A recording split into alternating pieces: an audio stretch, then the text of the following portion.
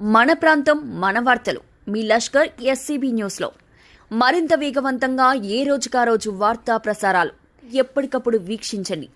మీరు మా channel subscribe చేసుకున్నారా? లేకపోతే ఇప్పుడే సబ్స్క్రైబ్ చేసుకోండి. రైట్, సికింద్రాబాద్ కంటోన్మెంట్లో బిగ్ బ్రేకింగ్ న్యూస్ చూస్తున్నాం.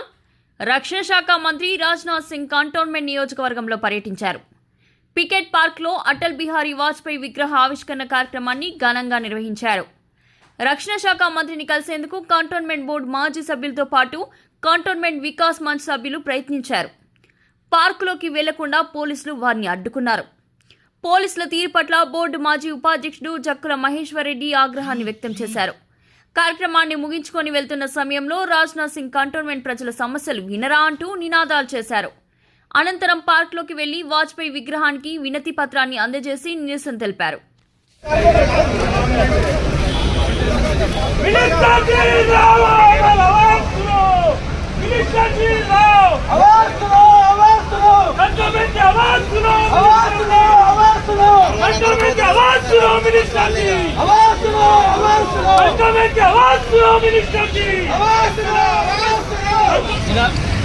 కంటోన్మెంట్ ప్రజలకి కలవడానికి ఛాన్స్ ఇవ్వకుండా ఇనాగ్రేషన్ చేసి పోవడానికి ఢిల్లీ దాకా రావాల్సిన అవసరం లేదు. ఢిల్లీలో కూర్చుని ఒక బటన్ వస్తుంటే ఇనాగ్రేషన్ అయితే స్టాచ్యూ అంతే.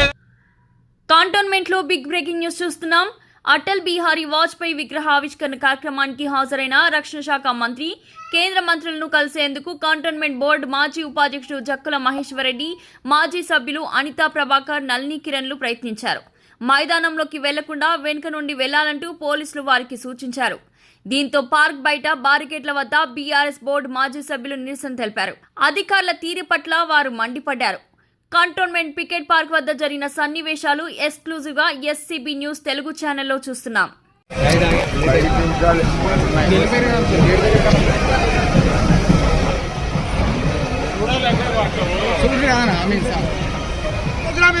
పార్టీ ప్రోగ్రామ్ కాదు, పార్టీలో అతీతంగా ప్రోగ్రామ్ చేయాలా. వాళ్ళ పార్టీ మనుషులను లోపల పెట్టుకొని వాళ్ళ కార్పొరేటర్ లోపల తీసుకొని మనం అందరినీ ఒక రిప్రజెంటేటివ్స్ ని బయట ఆపడం ఎంతవరకు కరెక్ట్ అని చెప్తా ఉన్నాం. పాసులు ఏ విధంగా ఇచ్చినారు? ఇది పైసలు కంటోన్మెంట్ పైసలు. ఒక కంటోన్మెంట్ వైస్ ప్రెసిడెంట్, ఒక ఎక్స్ బోర్డు మెంబర్ బయట నిలబడితే కూడా ఒక చిన్న మెమోరాండం కూడా ఇవ్వలేని పరిస్థితి ఈరోజు ఈ గవర్నమెంట్లో ఉండదు. వాళ్ళ సొంత వాళ్ళ కార్యకర్తలు కూడా లోపడలేని పరిస్థితి. ఇట్లాంటి నాయకులు మనకు ఎందుకని చెప్పి మళ్ళీ అడుగుతా ఉన్నాం. కంటోన్మెంట్ బోర్డు అధికారులతో సైతం బోర్డు మాజీ సభ్యులు వాగ్వాదానికి దిగారు. అధికారికంగా నిర్వహించిన కార్యక్రమంలో తమనెందుకు అనుమతించలేదంటూ ఆగ్రహాన్ని వ్యక్తం చేశారు. కేంద్ర ప్రభుత్వ కార్యక్రమమని, బీజేపీ పార్టీ కార్యక్రమం కాదని, తమ ప్రజలతో ఎన్నుకోబడిన సభ్యులమని తమను అనుమతించకపోవడం ఏమిటంటూ ప్రశ్నించారు. ఇంతటి పరిస్థితి ఎప్పుడూ చూడలేదని, ఇంత దారుణంగా వ్యవహరిస్తున్నారంటూ వారు ఆగ్రహాన్ని వ్యక్తం చేశారు. చాలా గౌరవం ఇట్లా మాత్రం చేయొద్దు sir. Next time sir CO sir మీకు కూడా నమస్కారం సార్. మాకు ఎప్పుడు ఇట్లాంటి అవమానం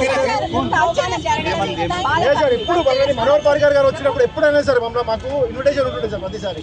this the first time you have been insulted this time. And trust me sir, I mean every time ask sir.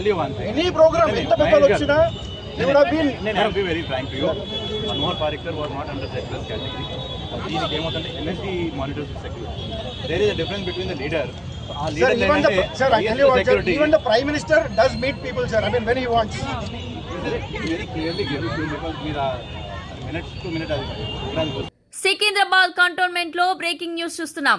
కేంద్ర రక్షణ శాఖ మంత్రి రాజ్నాథ్ సింగ్ చేతుల మీదుగా మాజీ ప్రధాని అటల్ బిహారీ వాజ్పేయి విగ్రహ ఆవిష్కరణ కార్యక్రమాన్ని ఘనంగా నిర్వహించారు. కేంద్ర మంత్రిని కలిసి కంటోన్మెంట్ ప్రజల సమస్యలు వినిపించేందుకు ప్రయత్నించిన నాయకులను పార్కులోకి అనుమతించకపోవడంతో నిరసన చేపట్టారు.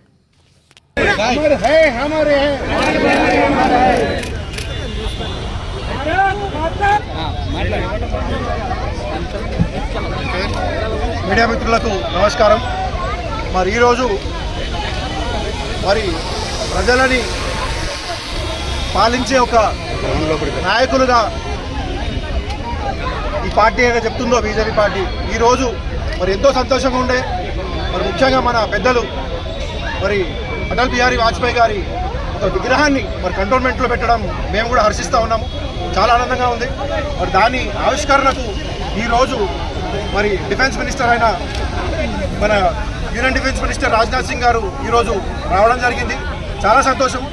మేము కూడా చాలా సంతోషంగా ఉండే ఒక మెమరాండం ఇచ్చి మరి సార్ గారి ఇనాగ్రేషన్ అయినాక మరి ఒక మెమరాండం ఇచ్చి వారిని ఇక్కడ ఏదైతే ప్రజలు ఇబ్బందులు ఎదుర్కొంటున్నారో ఆ ఇబ్బందులన్నీ కూడా వారికి ఒక మెమరాండం రూపంలో ఇచ్చి మరి వారికి తెలియజేద్దామని చెప్పి ఈరోజు చాలాసేపు వెయిట్ చేయడం జరిగింది. మరి ముఖ్యంగా మేము బోర్డు సభ్యులు అందరం కూడా మరి మాజీ వైస్ ప్రెసిడెంట్గా నేను మరి బోర్డు సభ్యులకు ఒక ఆహ్వానం కూడా ఇవ్వకుండా మరి ఈరోజు ఈ విగ్రహం ఆవిష్కరణ చేయడం జరిగింది.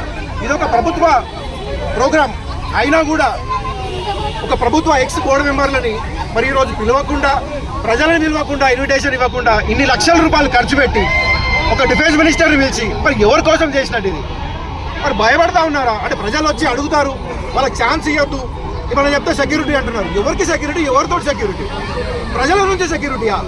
మరి ఎందుకు మీరు లీడర్లు ఎందుకు?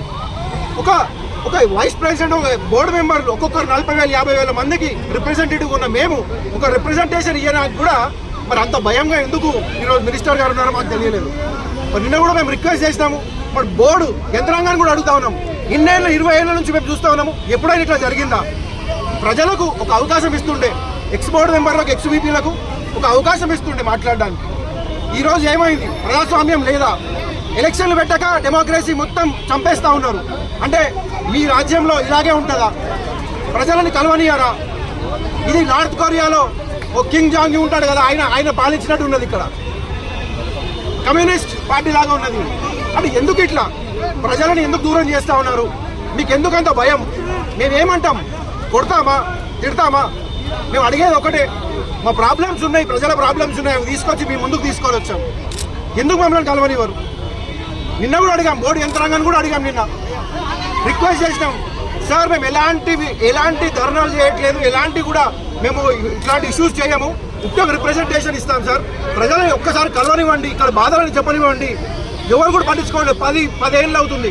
జనవరి 2015 నుంచి ఇప్పటి వరకు కూడా ఎలక్షన్ పెట్టకుండా టైం పాస్ చేస్తూ ఉన్నారు.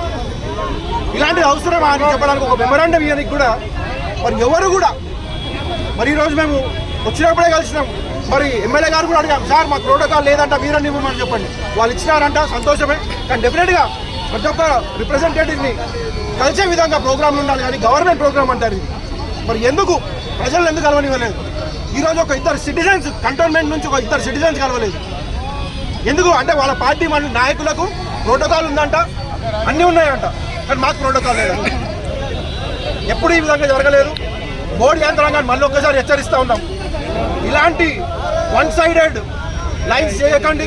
మేము కూడా ప్రభుత్వం ఉన్నప్పుడు డెఫినెట్గా అందరికీ కూడా, అందరు వైస్ ప్రెసిడెంట్ ఎవరికి ఉన్నా సరే అందరికీ కూడా అవకాశం ఇచ్చినాం. మీరు డెఫినెట్గా నెక్స్ట్ టైం నుంచి ఇలా కాకుండా ప్రజలకు ఒక ఏదైతే గొంతున్నదో దాన్ని నొక్కకుండా చూడాలని చెప్పేసి మళ్ళీ ఒకసారి బోర్డు యంత్రాంగాన్ని కూడా చెప్తా ఉన్నాం. Thank you. మన ప్రాంతం మన వార్తలు మీ లష్కర్ ఎస్సీబీ న్యూస్లో మరింత వేగవంతంగా ఏ రోజుకా రోజు వార్తా ప్రసారాలు. సికింద్రాబాద్, సనత్ నగర్, కంటోన్మెంట్ ప్రాంతాల్లో జరిగే వార్తలను ఎప్పటికప్పుడు వీక్షించండి. మీరు మా ఛానల్ సబ్స్క్రైబ్ చేసుకున్నారా? లేకపోతే ఇప్పుడే సబ్స్క్రైబ్ చేసుకోండి.